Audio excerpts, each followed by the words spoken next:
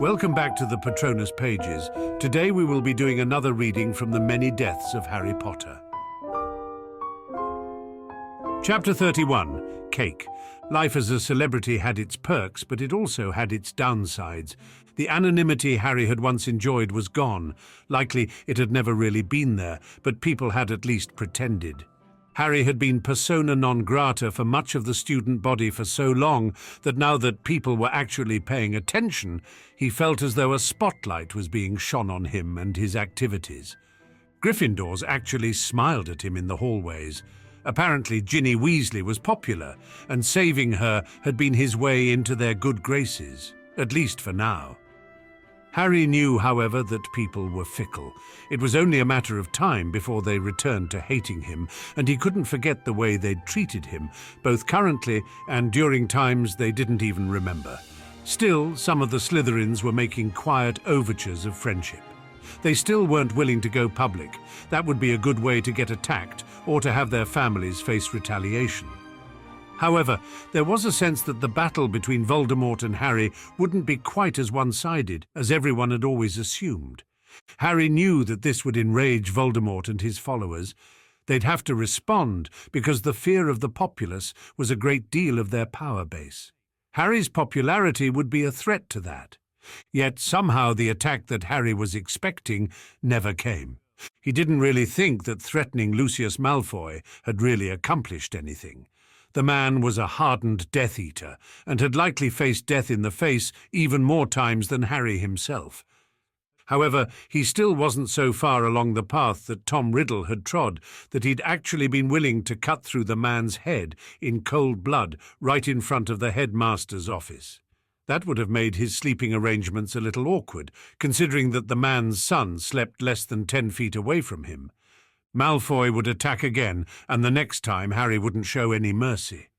The house elf had been awestruck by Harry and had been embarrassingly grateful. Harry had managed to get him to promise never to attack Harry again. The elf had promised to help Harry if he ever needed it, a promise that Harry suspected that he would need sooner or later. The Weasleys had been effusive in their thanks. Their family was even larger than Harry had thought, and the twins informed him that there were more who were away working. Life slowly got back to normal. Harry didn't inform on Lockhart because he rather liked having a professor in his pocket. Lockhart promised to teach him the memory-removing charm after Harry told him that he'd written everything down in a place only Harry could find. Months passed with no further attacks, and Harry slowly began to develop a few acquaintances. Contrary to expectations, the year ended peacefully, and Harry returned home, pleased that he hadn't been murdered in more than half a year.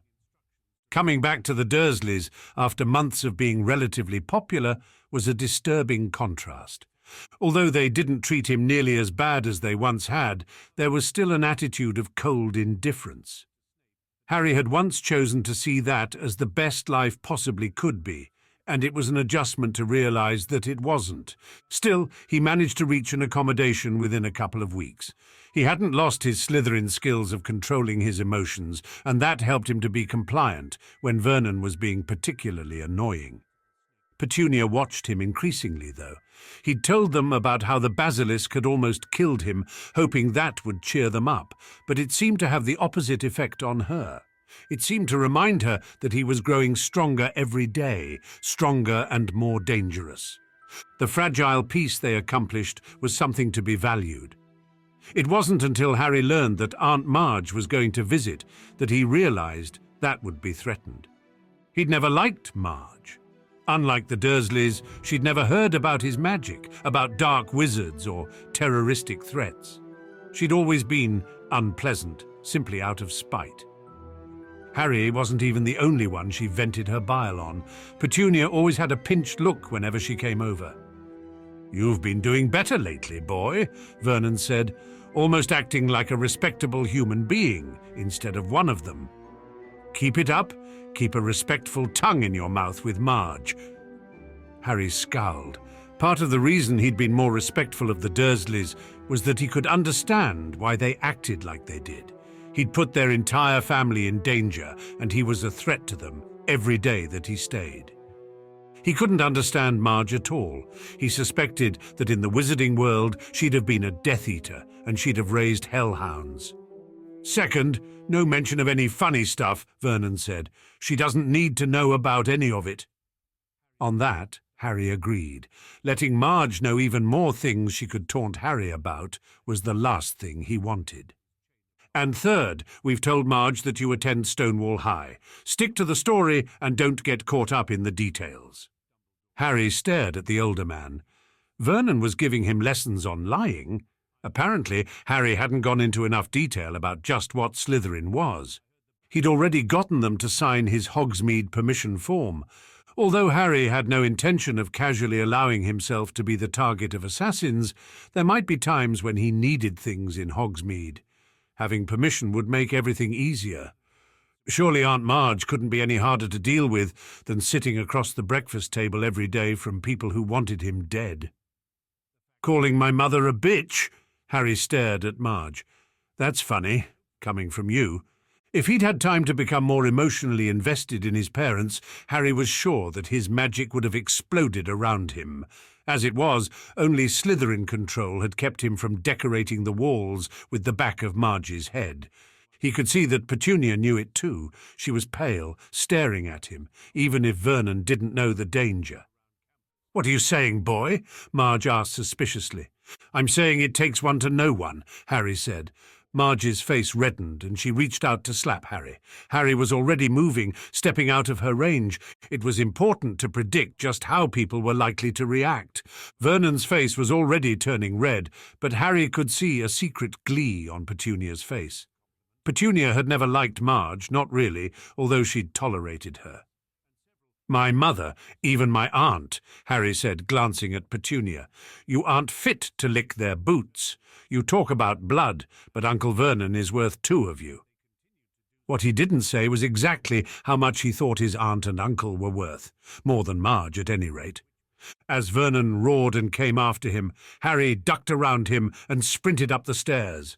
He could hear Vernon stomping up the stairs after him.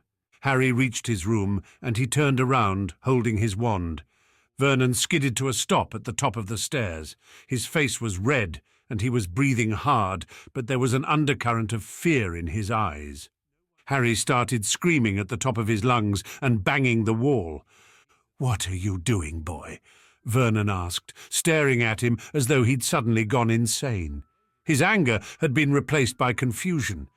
"Aunt Marge won't respect you unless she thinks you've punished me properly," Harry said. He leaned forward. "And this way you've got an excuse to ground me to my room for the rest of her visit. That way I don't have to listen to her, and there won't be a chance of something freaky happening." "You planned all that?" Vernon asked, staring at him. Harry grinned. After 3 days of listening to Marge, the idea had taken root and had become almost irresistible. She'd given him the opening he'd needed, and he'd taken it. Harry started to yell again, as though Vernon was killing him, crying out that he was sorry and wouldn't do it again. "That's enough," Vernon said. "Keep it up, and the neighbours are going to call the police." The Dursleys were very concerned about what the neighbours thought. Harry wondered if he should have started making a scene years before. Vernon must have seen something in his expression because he leaned forward. "If they call the police, they'll come and take you away. How long would you last out there, with all of them looking for you?" Sobering instantly, Harry suddenly became quiet. Vernon had a good point, and Harry hadn't realized that he was bright enough to make a point like that. "I'll be good," he promised. He was silent for a moment. "Why do you put up with Aunt Marge? She doesn't respect Aunt Petunia, and she even looks down on you sometimes." Vernon stared at him for a moment, then said, "You wouldn't understand what it's like with family, boy, when you've got a brother or sister." In a better family, Dudley would have been like Harry's brother, Harry thought. He was bright enough not to say it. Harry nodded. "You'd better sell it when you go down, or she'll never believe it." "What are they teaching you in that school of yours?" Vernon asked. "I knew they were freaks, but teaching you to lie like this?" "I'm surrounded by people who hate me," Harry said. "I've got to learn to lie." Vernon scowled. Considering that Harry hadn't said whether the people who hated him were at school or at home, that wasn't surprising. Harry stepped into his room and slammed the door. He heard Vernon stomping down the stairs, bragging loudly about how he'd put Harry in his place. The fact that he'd let Harry essentially dictate the terms of what was going to happen had seemingly escaped him. Even better, he'd gotten to call Aunt Marge a bitch to her face and had essentially gotten rewarded for it. That evening, to his surprise, Aunt Petunia left him a piece of cake along with his dinner. Harry suspected that it was because he'd gotten to say what she'd always wanted to say to Marge. Running the gauntlet in the train station before getting to the Hogwarts Express was getting easier every year. Not only was Harry getting better at being stealthy, he was less worried about what would happen if he was caught. He still wasn't the match for a full Death Eater, but he probably could fight an out-of-practice adult wizard who was simply out for the bounty. His disguises were getting better. No one had recognized him yet in Diagon Alley, and speculation in the Daily Prophet was that he was having someone else pick up his school supplies every year. The fact that no one had caught on was proof of the blind spot wizards had about Muggle methods sometimes. Having a disguise he could remove before entering Gringotts, and then reapply had been more difficult, but he'd practiced. He'd been pleased at the contents of his vault. Rendering the basilisk had doubled his fortune. Although he'd been a little disappointed that it wasn't more, Snape had explained that he'd damaged or exploded all of the really good parts of the basilisk when he'd damaged its head. 50,000 galleons wasn't something Harry had needed strictly, but he was an optimist. If he ever actually did kill Voldemort and his followers, he'd need something to fall back on. Snape had seemed pleased with his own share, which was half of what Harry had made. Hogwarts had kept 70%, reasoning that if the basilisk belonged to Salazar Slytherin and it was found in the school, it was property of the school. Harry had tried to argue with the headmaster, but had found him a proficient arguer. More than 100 years in politics had given him skills. The money would probably give Dumbledore leverage in case of another disaster. Since the school seemed to be a target of Voldemort's attacks, he probably needed the extra help. This, and the fear that Dumbledore would simply take it all, had caused Harry to give in. Harry hadn't even bothered to wear a disguise this year as he walked into King's Cross Road. He'd used a number of different Muggle transportation methods, cab and bus, and underground in disguise, before he'd cleaned himself up and taken the night bus to King's Cross Road.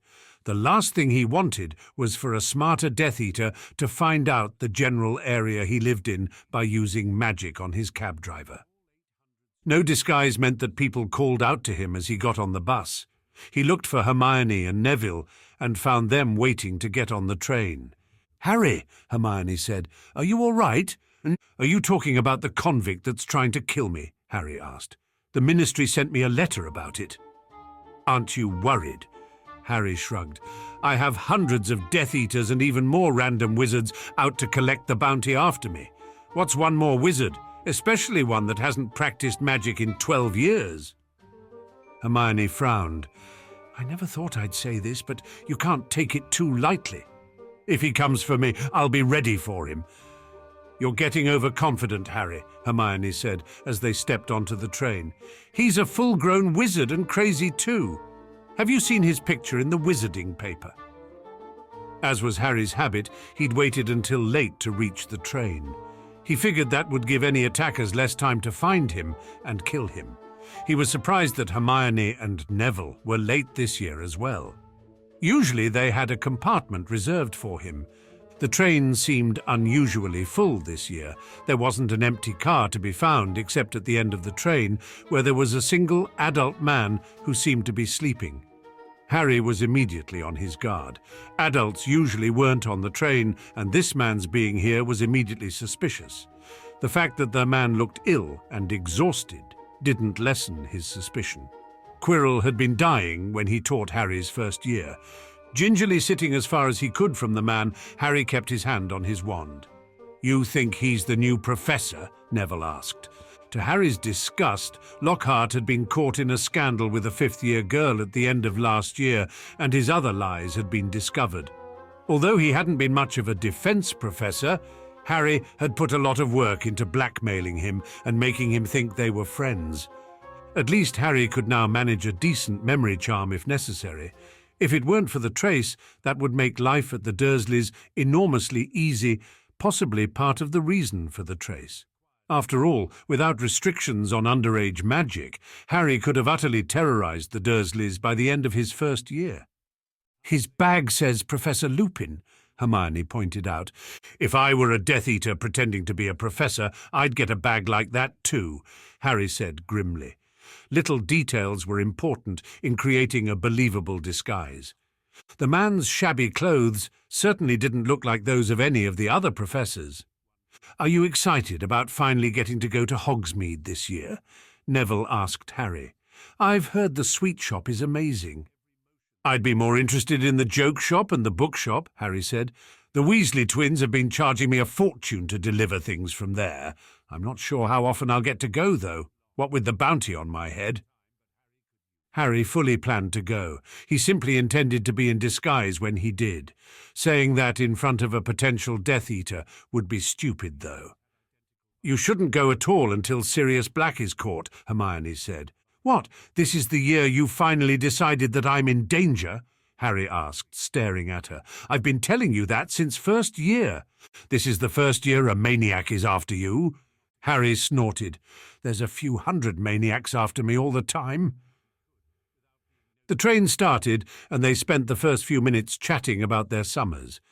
Harry kept his discussion about his own family situation vague. He suspected that the professor, or whoever he was only pretending to sleep so he could eavesdrop on him.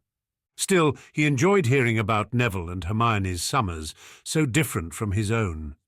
Hermione had spent the summer in France, and Neville had spent the summer in his garden, growing magical plants. As the afternoon wore on, Harry became more convinced that the man was faking. He hadn't attacked yet, but Harry kept an eye on him. Night eventually fell. He was winning a game of wizard chess with Neville when the train suddenly began slowing. "We can't be there yet," Hermione said, staring out the window. Hogsmeade was nowhere in sight. Suddenly the train slammed on the brakes and Harry was thrown forward. He was struck in the head by falling luggage and the lights all went out. "What's going on?" Neville asked. "It's an attack," Harry said grimly. He should have seen it before. Outlaws had stopped trains in America in the past to rob them. Why couldn't Death Eaters attack a train with a known route in order to get to Harry? He'd been foolish to think he was safe as long as he stayed in the car and away from any upper years. Glancing outside, Harry didn't see the attackers on brooms that he'd expected, but that might mean that they were already on the train. There was movement from the corner. The man pretending to be a professor had woken up. Harry turned his wand toward the man, who looked at him irritably. In his hand was what seemed like a handful of fire, flickering. "I'm not going to attack you," the man said. He carefully kept his wand away, pointed down. Apparently he knew about Harry's reputation. "I'm going to see what's going on. Stay here." He headed for the door of the compartment, stepping around the trunks on the floor. Harry kept his wand trained on the man as he approached the door. Before he could reach the door, it slowly slid open. On the other side was a horror out of Harry's worst nightmares.